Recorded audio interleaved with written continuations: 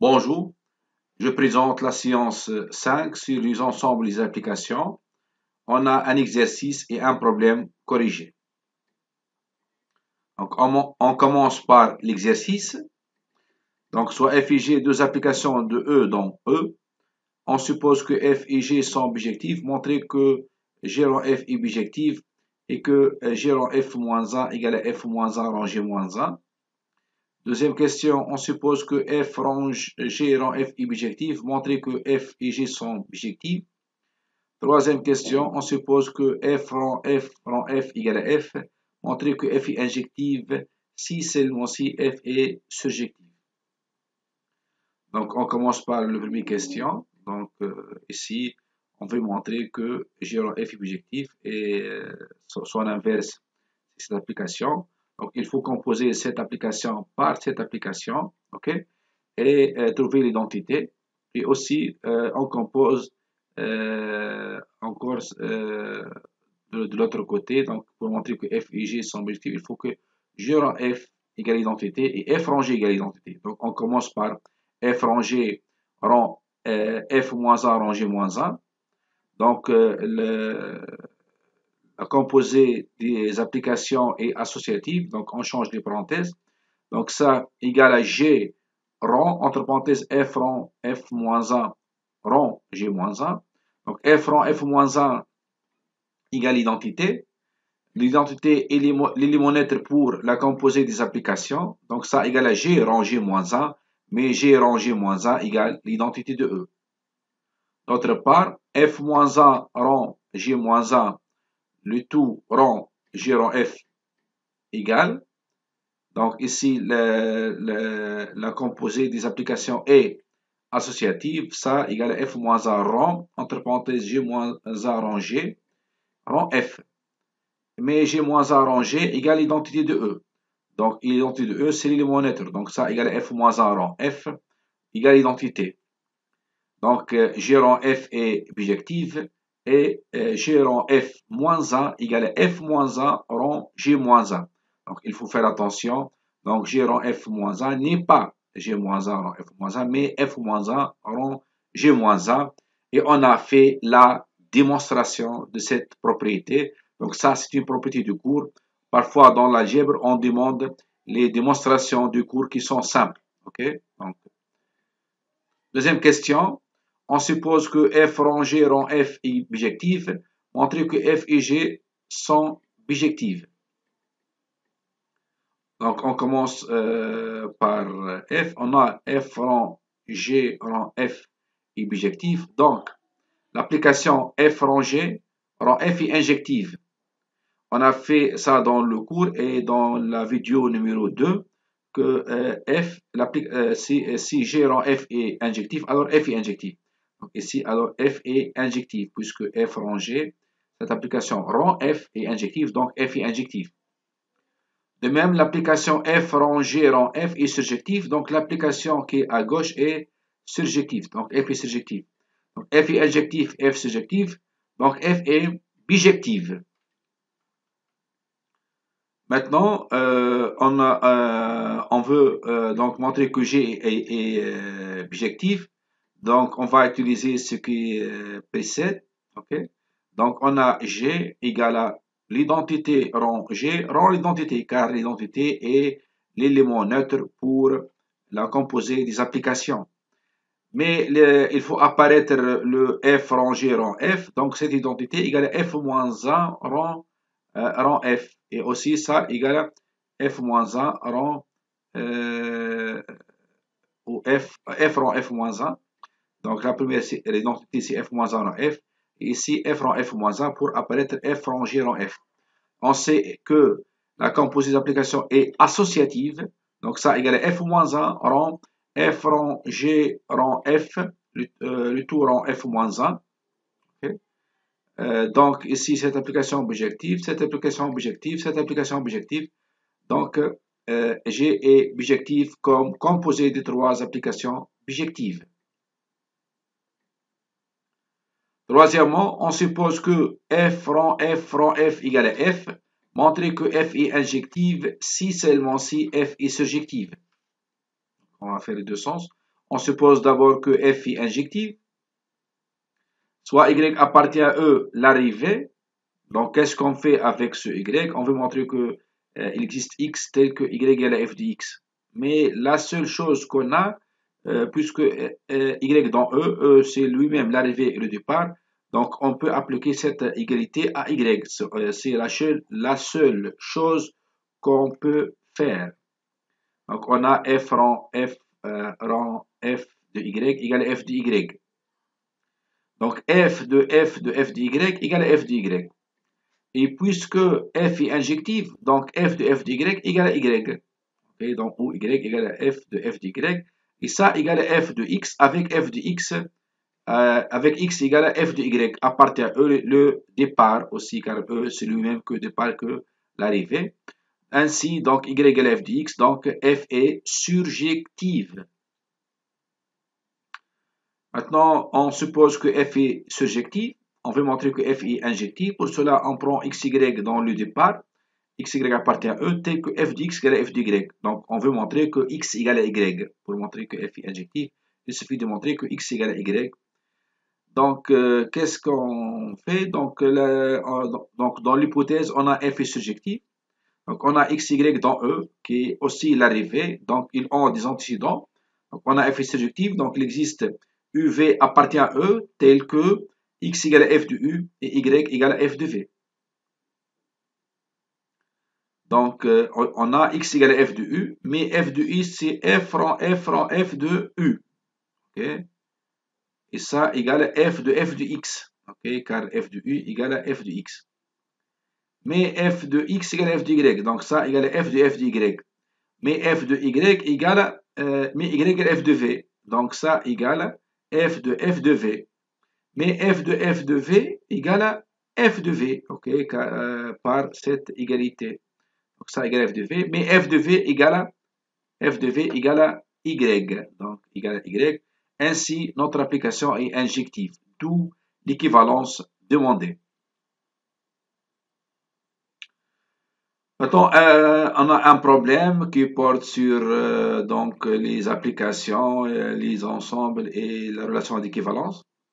Donc, soit E égale à R exposant R, l'ensemble des applications de R dans R. On note S de E, l'ensemble des applications bijectives de R dans R. On définit sur E la relation binaire R par quel que soit f, G appartient à E carré, f en relation avec G équivalent, il existe H appartient à S de E tel que G égale à H rang F rang H moins 1. Donc montrer que R est une relation d'équivalence sur E. Déterminer classe de l'identité. Et pour f, G appartient à E carré tel que f est en relation avec G. Montrer que f est injectif si seulement si G l'est, etc. Donc vous pouvez faire tout seul cet exercice. Donc c'est un bon exercice. Donc sinon on corrige ensemble. Donc ok, donc on veut montrer que R est une relation d'équivalence sur E. Donc pour montrer que R est une relation d'équivalence, il faut montrer trois choses. Donc réflexive, symétrique et transitive. Donc soit f appartient à E. Donc on veut écrire f comme de la forme h rang f rang h moins 1. Mais f à quoi est égal? Donc ici égale l'identité rang f. Et l'identité moins 1 aussi c'est l'identité. Donc f égale l'identité rang f rang l'identité moins 1. Donc ainsi donc f est en relation avec f. Donc, f est en relation avec f. Donc R est réflexive. Maintenant, soit fg appartient à E carré tel que f en relation avec g. Donc il existe h appartient à S de E tel que g égale à h rang f rang h moins 1. Donc on compose à gauche par h moins 1 pour éliminer ce h et à droite par h pour éliminer ce h moins 1. Donc ça égale à h moins 1 rang h rang f rang h moins 1 rang h. Mais h moins 1 rang h égale à f, égale à l'identité. Et h moins 1 rang h est donc égale à l'identité aussi de cet côté. Donc ça égale à f. Ok, car h moins 1 rang h égale à l'identité. L'identité c'est les mots neutres. Donc, F est égal à K rond G rond K moins 1. Avec K, c'est H moins 1, car H moins 1 égale à H. Donc, j'ai relation avec F. Donc, R est symétrique. Maintenant, soit FGH appartient à E3, tel que FRG et GRH. Donc, il existe A, B appartient à S de E, tel que G égale à A rang F rang A moins 1 et H égale à B rang G rang B moins 1.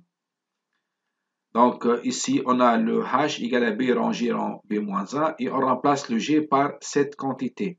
Okay? Donc, ça égale à B rang A, rang F, rang A moins 1, rang B moins 1. Okay? Car la composée des applications est associative.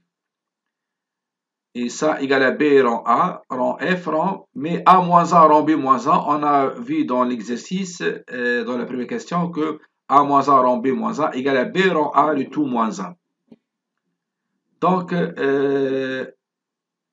F, R est en relation avec H. Donc, R est transitive. Conclusion, R est une relation d'équivalence sur E. Maintenant, on veut déterminer classe de l'identité. Donc, on prend F appartient à classe de l'identité. Ça équivalent à dire que F est en relation avec l'identité. Équivalent à dire que il existe H appartient à S de E tel que F égale à H rend l'identité rang H moins 1. Mais l'identité c'est les monettes, ça égale à H rang H moins 1 et H rang H moins 1 égale à l'identité. Équivalent à F égale à l'identité. Donc l'identité est le seul élément dans la classe de l'identité. On a cherché la classe d'équivalence par équivalence, donc cet ensemble par équivalence. Donc classe d'identité contient un seul élément qui est l'identité. Dans la question 3, on a F en relation avec G, c'est-à-dire il existe H tel que G égale à H à partir S de E tel que G égale à H rang F rang H moins 1. Donc la question montre que F est injectif si seulement si G l'est. Donc on a F, H et H moins 1 sont injectifs. On a G égale à H rang F rang H moins 1 est injectif comme la composée des applications injectives. Okay. Et on a F et G jouent des rôles symétriques. Donc F est injectif si seulement si G l'est, est injectif. Puis montrer que F est surjectif si seulement si G l'est. Donc on a F, H et H-1 sont surjectifs. Et donc G égale à H rang F rang H-1 est surjectif comme composé des applications surjectives. On a F et G jouent de rôle symétrique, donc F est surjectif si seulement si G l'est. Donc montrer que F est bijectif si seulement si G l'est. De plus, F-1 est en relation avec G-1. Donc on a G égale à H rang F rang H-1 est bijectif comme la composée des applications bijectives. Et on a F et G jouent de rôle symétrique, donc F est bijectif si seulement si G l'est. De plus, G-1 égale à H rang F rang H-1, le tout moins 1. Okay? On a G égale à H rang F rang H-1, donc c'est le moins 1 de ça égale l'inverse de G égale l'inverse de ces composés. Okay? Donc G-1 égale à H rang F rang H-1, le tout moins 1. Mais le moins 1, il inverse les places. Okay? Donc ça égale à H moins 1 moins 1 rang F moins 1 rang H moins 1. Donc égale égale à H rang F moins 1 rang H moins 1. Donc F moins 1 est en relation avec G moins 1. Maintenant, montrer par récurrence que pour tout n appartient à n étoile, on a f exposant n donc f en relation avec g exposant n, avec f carré égale à f rang f et fn égale à f rang f, etc. jusqu'à n fois. Donc, montrons par récurrence que pour tout n appartient à n étoile, on a g exposant n égale à h rang f exposant n rang h moins 1. Avec, je rappelle, l'exposant, par exemple, f carré, c'est égal à f rang f, ici pour les applications dans l'algèbre. Pour n égale à 1, on a g égale à h rang f rang h moins 1. Ça, c'est vrai. Ok, d'après les données. Soit n appartient à n étoile. Supposons que g exposant n égale à h rang fn rang h moins 1. Montrons que g exposant n plus 1 égale à h rang f exposant n plus 1 rang h moins 1. On a, d'après l'hypothèse de récurrence, g exposant n égale à h rang f exposant n rang h moins 1. Et en composant avec g égale à h rang f rang h moins 1. Donc, on trouve donc gn plus 1 égale à g exposant n rang g. Puis, on remplace ici, d'après l'hypothèse de récurrence, et ça, d'après cette donnée. Mais la composite d'application est associative. Donc, ça égale à h rang fn rang h moins 1 rang h rang f rang h moins 1. Mais h moins 1 rang h égale l'identité. L'identité, c'est l'immonêtre. Donc, ça, donc, identité, donc fn rang f égale à fn plus 1. Donc, ça égale à h rang fn plus 1 rang h moins 1. D'où, ainsi, d'après le principe de récurrence, pour tout n appartient à une étoile, on a g exposant n égale à h rang f exposant n rang h moins 1. Donc, fn exposant n est en relation avec g exposant n. Donc, ici, on a g exposant n égale à h rang fn rang h moins 1. Donc, cette propriété est vraie pour n égale à 0. Donc, il peut nous donner que montrer cette relation pour n appartient à n. Donc, on fait le départ pour n, l'initiation pour récurrence, pour n égale à 0. Donc, qu'est-ce qu'on fait pour n égale à 0? On a g exposant 0 égale à f exposant 0 égale à identité. Donc, pour une application exposant de e dans e exposant 0, ça c'est l'identité de e.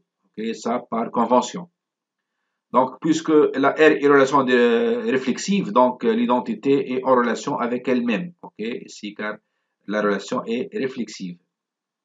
Autrement, par exemple, G exposant 0 égale à identité, égale à H rang H moins 1, égale à H rang l'identité rang H moins 1. Donc, égale à H rang F exposant 0 rang H moins 1.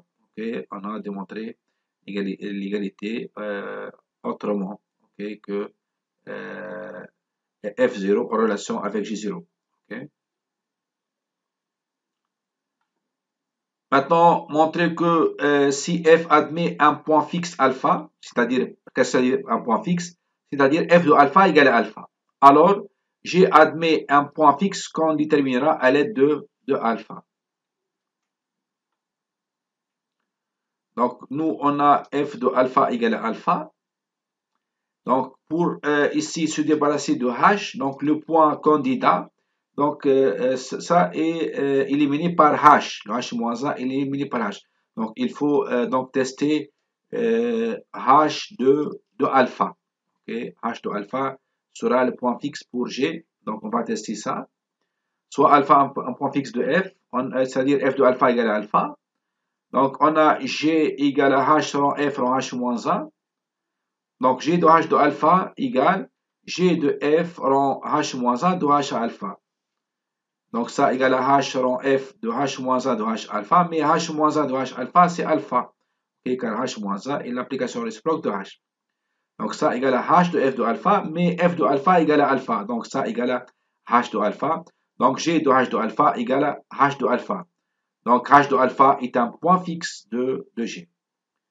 Merci pour votre attention et à la prochaine.